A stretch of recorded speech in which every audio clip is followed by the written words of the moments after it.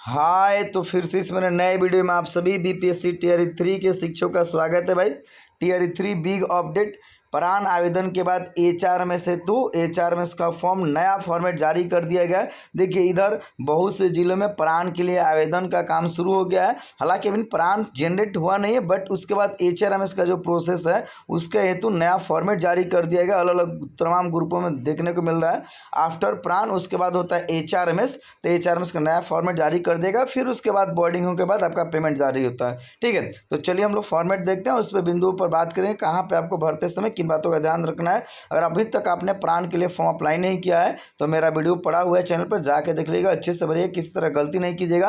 क्योंकि सही से आपने प्राण का फॉर्म नहीं भरा है तो फिर आपका प्राण जनरेट नहीं होगा। जब प्राण जनरेट नहीं होगा तो एचआरएमएस अनबोर्डिंग नहीं होगा। चलिए पूरे विस्तार से देखते हैं। इसके पहले मेरे चैनल पर नए हैं तो चैनल को जरूर सब्सक्राइब कर लीजिएगा, क्योंकि शिक्षा समिति हर एक अपडेट आपको समय समय पर मिलते रहता है। साथ ही जो भी आपका डाउट्स होता है उसको लेकर हम क्लियर करते रहते हैं। ये देखिए भाई, एचआरएमएस ऑन बोर्डिंग फॉर्मेट नया है।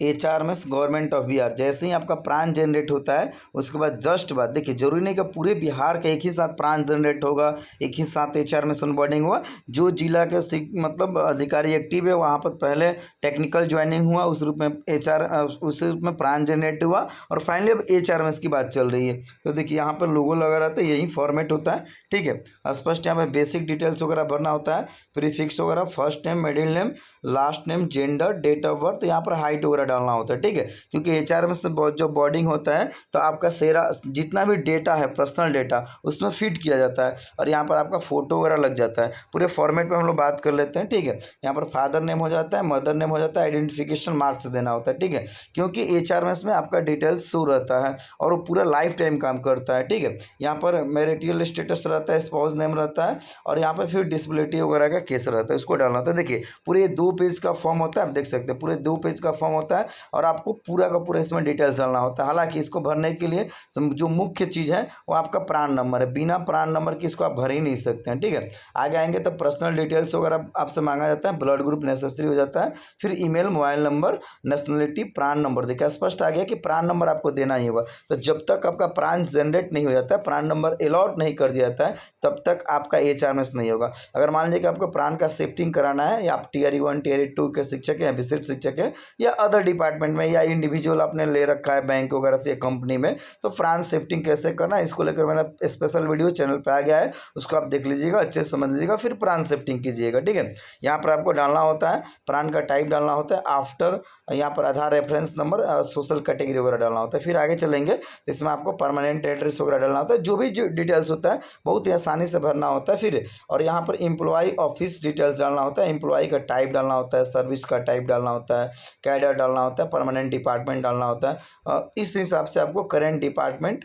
और करेंट डेस्टिनेशन डालना होता है। ठीक है, इस हिसाब से सारी चीज़ें डालनी होती हैं। जब आप यहाँ पर आते हैं तो यहाँ आपसे मांगा जाता है कि आपको अपॉइंटमेंट ऑर्डर का डेट क्या था, और ज्वाइनिंग टेकन डेट, और यहाँ पर आपने ज्वाइनिंग किस तिथि में किया था, टाइमिंग वहाँ पर डालना होता है। ठीक है, आप नीचे आ जाते हैं तो ऑन बोर्डिंग इन एग्जॉट 2 ए भरना होता है। इसमें एम्प्लॉय पर्सनल डिटेल्स, यहाँ पे आपको प्राण नंबर डालना होता है। ठीक है, और फिर यहाँ पर इनकम वगैरह का डालना होता है, और आगे एड्रेस वगैरह डालना होता है। ठीक है, और नीचे जैसे ही आप आते हैं तो फैमिली मेम्बर्स, जैसे आप वहाँ पे प्राण का जब फॉर्म भरे थे तो नॉमिनी डिटेल्स वगैरह दिए थे ना, तो वही चीज़ यहाँ पर करना है। रिलेशनशिप डालना है, नेम डालना है, जेंडर डालना है, डेट ऑफ बर्थ, और यहाँ पर मैरिटल स्टेटस डाल देना है, फिजिकल डिसेबिलिटी, यस नो जो भी होता है, और फिर नीचे आप आ जाते हैं, इस हिसाब से ये सारी चीज़ें डालना होता है। ठीक है, और जैसे ही इसको आप आगे बढ़ जाते हैं तो आपसे बैंकिंग का डिटेल्स पूछ लिया जाता है। तो आपका बैंक का नाम, जो तो आप प्राण जनरेट करते समय जो दिए थे, बैंक का नाम वही डालना है, ब्रांच का नाम डालना है, एफसी कोड डालना है, और बैंक अकाउंट नंबर डालना है। ये सब चीज़ें भरनी होती है।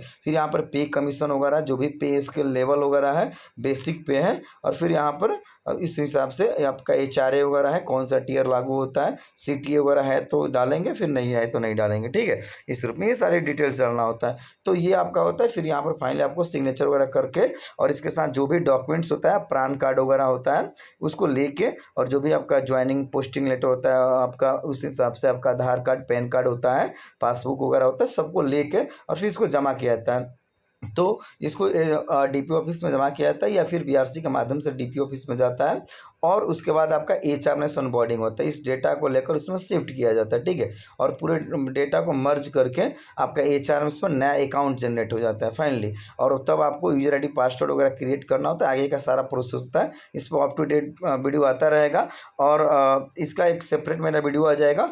फुल इसमें हम लोग भर के बात करेंगे कि कहाँ पे क्या क्या भरना रहता है, पूरी कंप्लीट रूप से भरा हुआ आपको दिखा देंगे, उस रूप में आपको भरना है। और इन सब टेक्निकल चीज़ों में गलती बिल्कुल आपको नहीं करना है, सावधानी से करना है, क्योंकि बार बार नहीं होता, एक ही बार होता है, पूरे लाइफ टाइम इसका जरूरत है।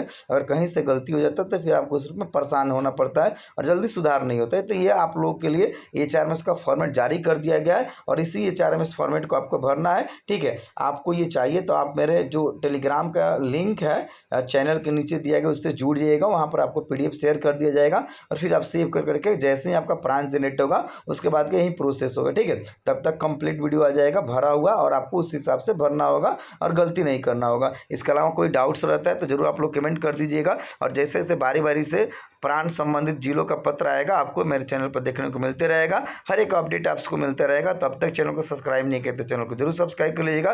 वीडियो अच्छा लगा तो वीडियो को लाइक कीजिए, अधिक से अधिक शेयर कीजिए। ओके, जय हिंद, जय बिहार।